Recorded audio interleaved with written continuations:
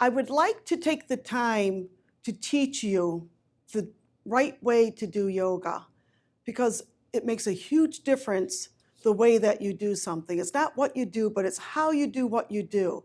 So I'm going to break down all the poses with particular awareness on the right alignment, what you should be feeling, safety precautions, so that yoga becomes right for you. I'm going to begin on our hands and knees with the basic spinal moves of cat and dog.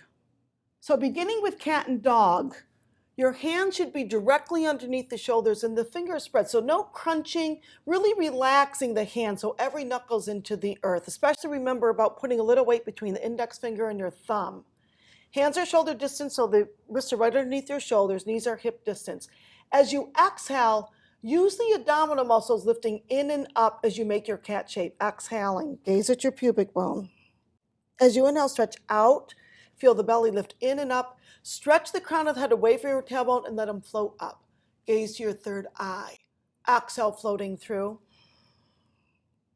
And inhale, extending up.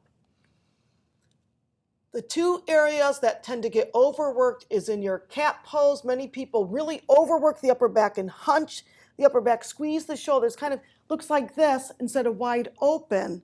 So really soften that part when you come into your cat stretch. That's why I like to lift from the middle of the belly. And the pubic bone does curl forward. And when you inhale out, inhale into your dog, often people sag in the lower back. They think they get a bigger arch. In fact, you're compressing the spine area here. So you want to pull the heart forward and lift and lengthen. So it feels like a stretch in both directions. And inhale, lifting up. For child's pose, you release the sits bones down to the earth and soften. If your forehead doesn't touch the ground, take a fist or two so you can get nice and grounded and really just relax. And this is a beautiful way to release your lower back. When lying on your belly, there's basically 3 poses that can be chosen when you come into an extension of your spine. The first one is your Sphinx pose. So what you would do is come on down onto your belly.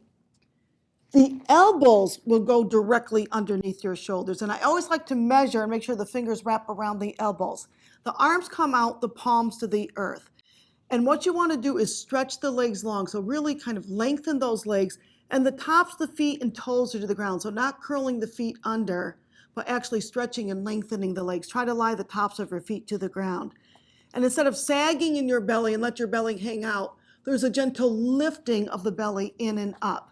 And instead of just coming up with your neck, use your heart center to go forward. Inhaling, kind of drag the elbows towards your hips, and you stretch out the spine. So in fact, I'm getting great space between all my vertebrae here.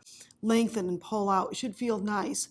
And breathe. A good test is if you can't breathe, nice 3 gentle breaths, you're out of alignment. So nice breathing. Inhaling and exhaling. Just feel the abdominal muscles lengthen. Toes connect. And then you can gently, when you come down, always stretch the heart forward so you get the spine nice and long. Moving into Cobra, the hands now come back next to your chest. I always like to loosen up the shoulders first by just floating them around. So not using muscles, but really just floating the shoulders up and back. And then we roll the shoulders up and back, the elbows come to the side body. The reason the elbows come to the side body is if you splay them out, if you watch my shoulders, they will go forward. When you come up like that, it feels quite awful into your shoulders and neck. So we always want to create space. Shoulders roll up and back, elbows to side body, actually squeezing the shoulder blades together, long legs. And then again, it's the heart coming forward. Pull the heart forward. Stretch it towards the front of your mat and then float up. Toes connect to the ground. It should feel good. You should be able to take 3 breaths. Inhaling and exhaling. Gaze to your third eye. Breathing. And again, when you come down, lengthen and go back down. This is a pose that I would venture to guess is done incorrectly 85% of the time. What most people like to do is just come up. They think they're up higher. What you're doing here is totally compressing the vertebrae in your lower back. It will feel awful. So really, instead of coming up high, pull the heart forward. Stretch out the lower back, pull the heart forward so it feels lovely. And then you can release it back down. Up dog is the more advanced version of your Cobra. With that, you lift your thighs up. So you're starting your Cobra. Shoulders up and back, elbows face to the side body. Inhale, lead with the heart forward. And notice very delicately, I lift my knees and thighs off, lengthen the arms, and go deeper. From here, we often lift up into downward dog. Lift the hips up and back. So the work here, I like to start from a table position to teach it, to really integrate the arms into the socket, smooth out the upper back, lift belly in and up. So really keeping the shoulders in the socket, curl the toes under, and just imagine as you start lifting up, the crease of your hip is hanging over a clothesline, and that clothesline lifts you up, up, up, up, up, and back, back, back, back, back. So you get nice space and a nice long spine. Make sure you breathe. Don't worry about the legs becoming straight. As you become more flexible, yes, the hips can lift, the femur bones can float back, and eventually you can start stretching the heels down towards the ground. But for those that are newer, take the feet even a little bit wider, soften the knees. And instead of hanging forward, that's the tendency. This is too much work. Soften, connect shoulders, lift the hips up and back, and just feel that spine get long, stretching out. And then just release back into your child's pose to soften. Either here, here, here. I'd like to talk to you just a little bit actually about finding length in your spine when you sit. And that takes us into some of the core work that we do in yoga, things like boat, navasana, and some other poses. Even in our standing poses, you are working the abdominal muscles. Every time you lengthen the spine and feel the abdominal muscles lift in and up, you are actually strengthening all the vertebra in your spine. You know, people with lower back issues often have weak core. So the two work together. To begin, I like to let people find a comfortable place to sit, but do align your legs. It might be more comfortable to let your heels rest. Some people may find it more comfortable let your feet be down, but straight feet. Knees hip distance, here's my hips, knees, center of my feet. Align the body. And I first like to just feel the spine, so I tell people kind of sag and do the opposite. And just a little cheating, bring your fingertips next to your hips and sit tall. So what you're doing is getting more space from my pubic bone to the crown of my head, lengthening up. The abdominal muscles need to lift in and up to support this length. And just breathe, inhaling and exhaling. Try to keep the face soft, sternum wide. You can even let your hands rest here. And just see if you can keep that lifting of the spine, inhaling and exhaling. And I recommend that you learn to be comfortable in just sitting tall for at least 30 seconds before you move on to the various stages of your navasana. So the way I teach it is I feel the nice lift into your spine, breathe with it, like you're standing on the sits bones with a long spine, tall spine. Just begin to tilt, let your feet come off the ground. Now be careful here, you don't sag in that lower belly and round the upper back. If you do that, you're just not ready for it yet. Work stage by stage. Sit nice and tall, lengthen. See if you can balance on the sits bones, let your feet come off the ground. Next stage is shins parallel with the floor. A lot of focus, gaze at your big toes. Breathe. If you can, release one hand and the other. And again, keep the sternum wide, not rounding and hunching. Lifting the heart, opening this, and breathe. Inhale and exhaling.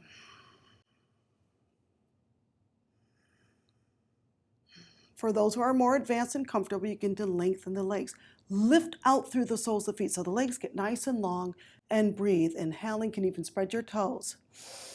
And exhaling. One more breath. And then just relax.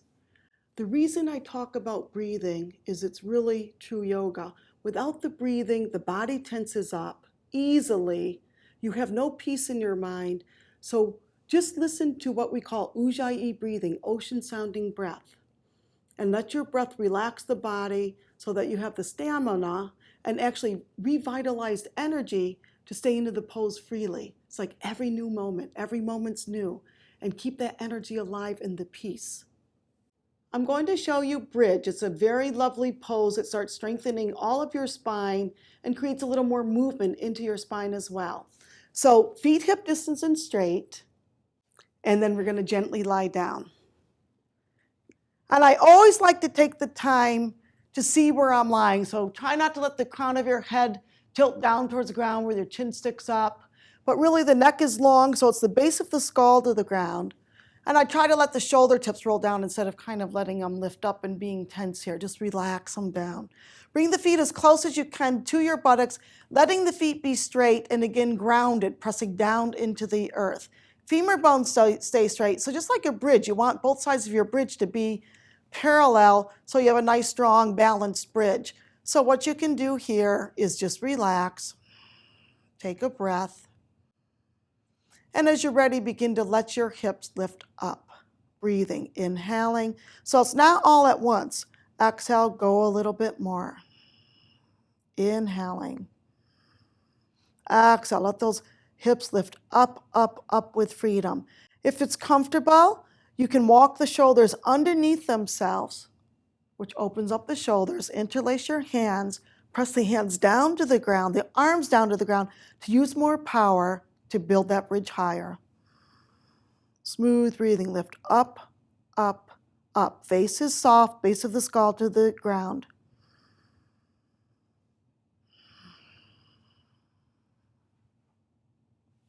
And then very gently, when you come down, you can stay as long as what's comfortable. Let your arms get out of the way and gently roll down. Often from here, we go into what we call bound angle pose, Supta Baddha Konasana, lying bound angle pose. The soles of your feet to come together. They come close to your groin, and just let the thighs open out and just relax here. You can stay here as long as what's comfortable. Almost feeling like there's two heavy bags of sand pressing those thighs down so you open up. And it's nice to do 3 bridges if that's comfortable for you. A nice way to release your lower back is to simply hug your knees in. Now, when you hug the knees in, you want to try to let the sacrum melt down to the ground. So rather than rolling up and kind of straining that back, let the lower part of your spine, sacrum, melt to the ground and simply hinge at the crease of your hips and let your thighs come in. Keep the back of your neck long. Going into happy baby pose, the thighs open out. The feet now stick up to the ground. If you can hold the tops of your feet without really reaching and working the upper back, super, reach the tops of your feet. Otherwise, you can hold your shins and gently pull the knees down. Try to keep the inside soles of your feet down, parallel and the sacrum melting down to the ground. So you just open up the hips and breathe, inhaling and exhaling. It's a nice release for your lower back. Again, instead of rolling that pelvis up, let the sacrum melt down and just ease in. And you might want to play, stretch one leg out, pull the toe down, and go to the other side. Whatever we do in yoga, we do both sides. And then you can release down. Shavasana is our lying meditation. The most important thing is to plop down, let the legs turn out, let everything just sort of flop down and melt.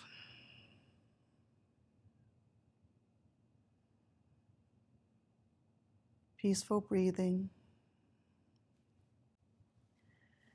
And I have some videos that will talk you through a nice, relaxing Shavasana meditation, as well as a sitting meditation. So thank you very much for taking the time to put a little deeper study into your yoga. Take the time to practice the key pointers that I just shared with you, and you will have a healthier yoga practice.